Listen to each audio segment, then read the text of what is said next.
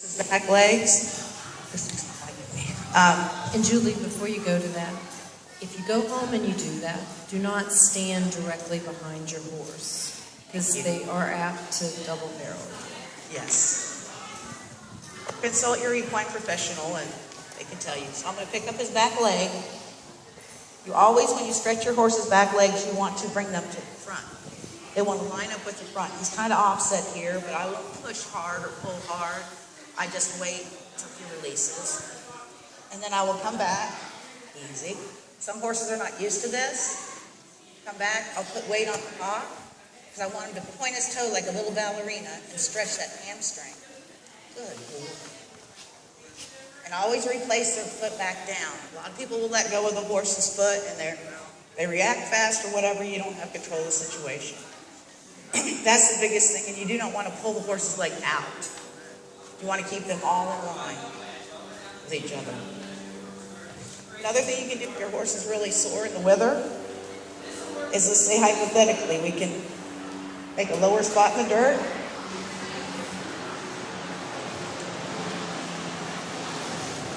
Best not skipper's driving job here. Give him a minute. We'll watch the horse blink. Shoot. This is a release for them. Mostly if you have a bad saddle fit, use wait a minute to show you. I'll just rock him back and forth with his wither. That's just basically making him offset so they can open up just like we would. Very relaxed right now. There he goes. That's what I look for, is that release.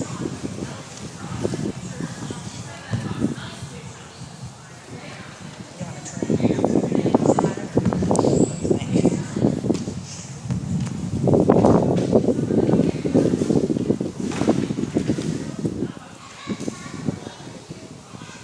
Another stretch that I like to do is the front foreleg. Another thing, like I said, if you've got a striking horse, a kicking horse, it's probably not the best one to practice on. Oh, it'll make you better at it, though. Yes, it will. You'll know what not to do. I just went ahead and adjusted his knee, his sesame bones, what you guys saw me do. I don't expect anybody to do that. When you want to stretch them, you want to keep that line the same. Come out. Come out. And if your horse will offer. See, he's looking at his foot. That's a good boy. And I'll just release it.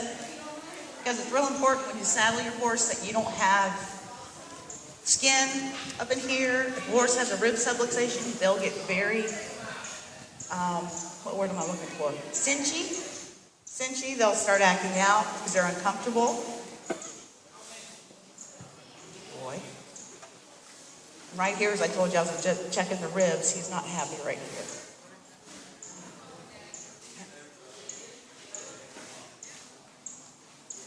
That rib was out right here. Very common in our horses because they are athletes. This is a lazy, get fed twice a day, have no job white horse. Be nice to the horse. He works We hard. would all during like the a job play. like him. Right here through his wither, he's not happy here. You can see him reacting again already. His tail, pursing his lips. Thinking about biting Skipper, but... Thinking about kicking you. Yes. That's a lot He wants a quicker cookie than for that. Yeah, that's a lot closer than biting me, I promise you. Come on, buddy. A lot of it at first is just a quick shoot of pain is why they act out, and then then he's going to say, oh, she's not hurting me now. That's what they look for. And just like when Skipper's working with him, he's washing his mouth out, which shows he's more comfortable until she hit the other spot. A horse will tell you when they're uncomfortable. Mostly him. He likes being a pasture horse, Skipper.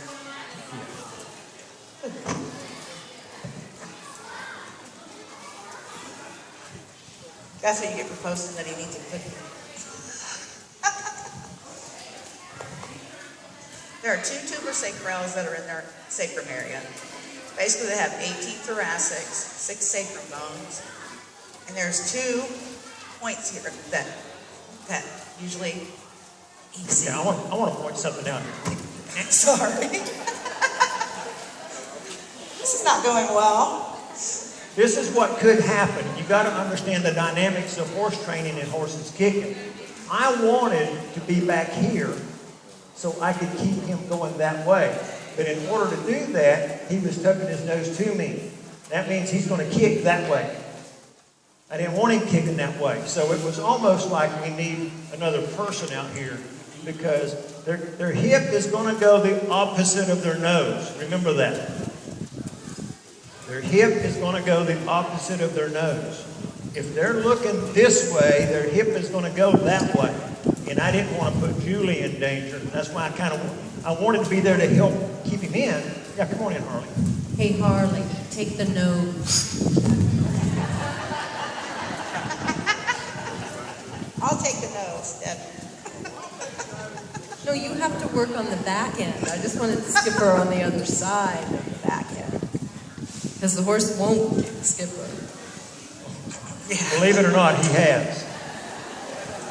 I was being positive.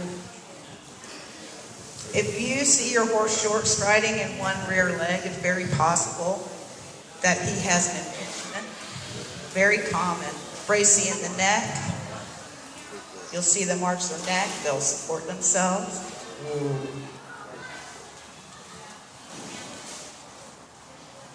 But man. Yeah, he just needed to have you there. Got my hands on him now. Yep. Always go to your equine professional then. You're not sure of something. And I don't suggest doing this at home either. What I'm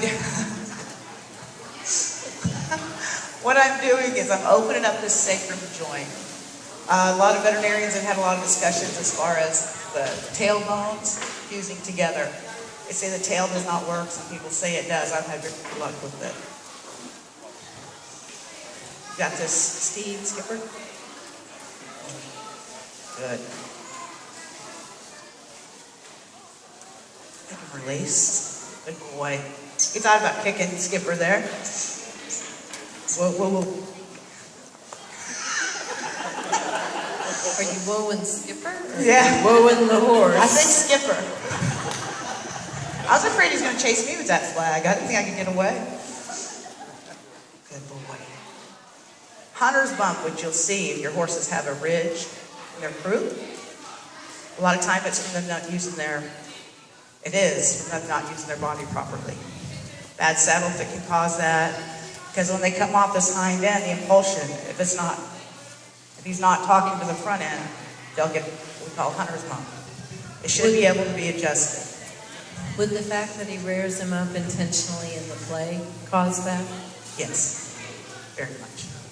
You rear him up in the play, so you can feel the heat. Well, he don't go very high. He's lazy, I told you. It's like... Can you do that again, skipper? We used to have one that would go...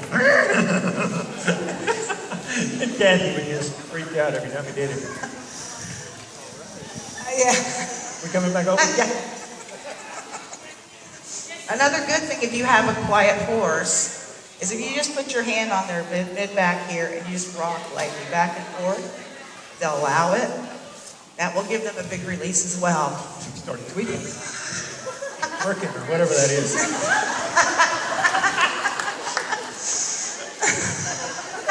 That wasn't that funny. That was was funny. skipper, and you can't help it. No help on Debbie. No. I'm kind of modifying this adjustment, you guys. I apologize. If any person typically works on your horse for body work, it probably shouldn't be any quicker than 40 minutes. Typically takes me an hour. I'm a little slow, but I can do the best I can do with it. What I have to work with. She's slow but very thorough. She's also modest about it. So as you guys know, this left side of this pelvis I wasn't happy with. I'll go and I'll check this palpation when this one's adjusted.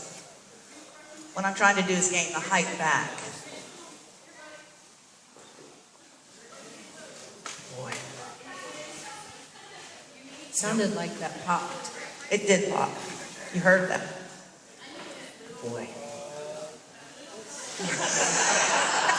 Hey, Harley, you're now a part of giving that horse treats. That's it. I know, still haven't rode him, but I got to do a demonstration in West Palm Beach Wednesday. So I know Tuesday I'll ride him, do the little demo 2 different times. Oh, I'm coming by your house.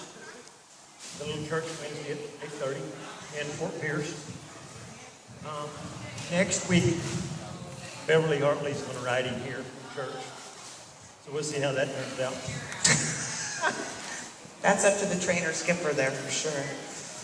Another good exercise to do with your horse, I don't know if you guys can see me. If you have a kicking horse, don't do it, is I'll lift their tail up.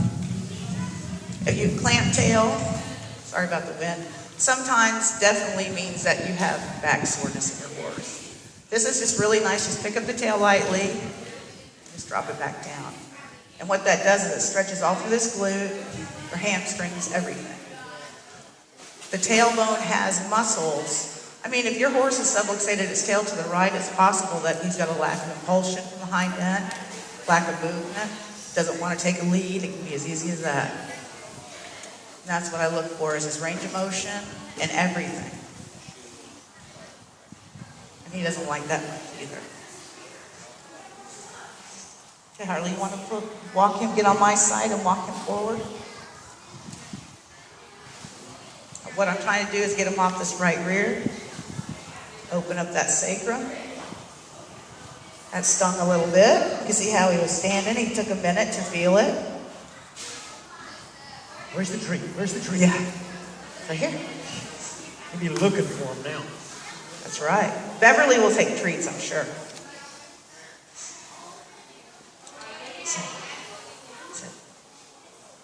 I just want to see where he's wanting to put his feet normally. And like Skipper said, he is lazy. Because he'll rest and come back and rest. He's not sure what I'm doing. C2 right here is lateral flexion. To the right, he wasn't as good. I do the opposing side.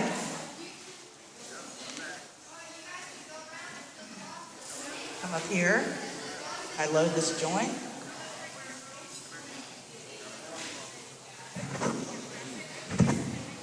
That'll get you pawed in the belly. But watch the lip slicking. He actually needed that release. He did. You see that, Debbie? I hope you guys saw that release he had. It was just, he licked and chewed and was like, oh, his headache's gone.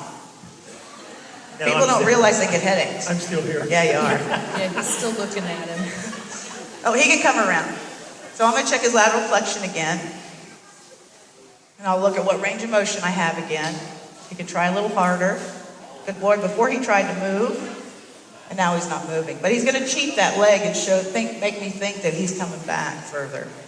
He's a smart horse. The other thing is the leg was already back behind the other leg instead of even like it was when he started last time. Yep. And they should be square, like Debbie's saying, on their feet before you do a stretch or any, so you can come to a conclusion if something's bothering your horse. Good boy. Whoa. That would suffice. He's a little offset in the front, but I wouldn't pick on him about it. He's doing a great job handling that horse. Come on. Come on. Skipper's got him pretty picky, so he's not too impressed with my cookies today. So he's having something good at home. No? He don't live it. I mean, where he lives, he does not get touched, except a farrier goes out, catches him, trims his feet, that's it. And what I'll do is I'll just stand back here and wait for your horse. If your horse lunges around, tries to grab the food, I won't give it to him. I'll wait till they come around nicely and they ask for it. That's what I look for. Believe it or not, Skipper, in a lot of ways, he's not that bad. Well, I started telling you what I'm going to do with him, And I mean, after next Sunday, he'll be turned back out again until time to do Story of Jesus. Get him up probably 1st of March. Just start getting him ready to do the play the last weekend of March. Do you suggest doing him again then? Yes.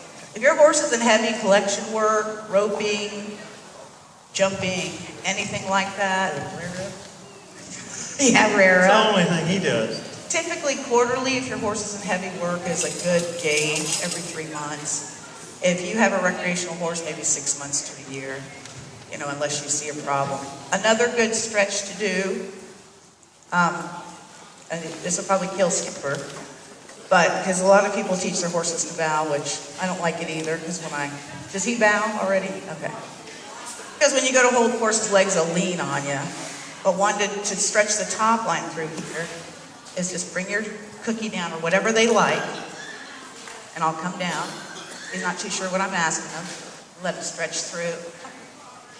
See how he's stretching all that? Good boy. He's giving up on me. There you go. That is a good one, but you need to be careful. The horse isn't going to hit you with her leg. Stuff like that.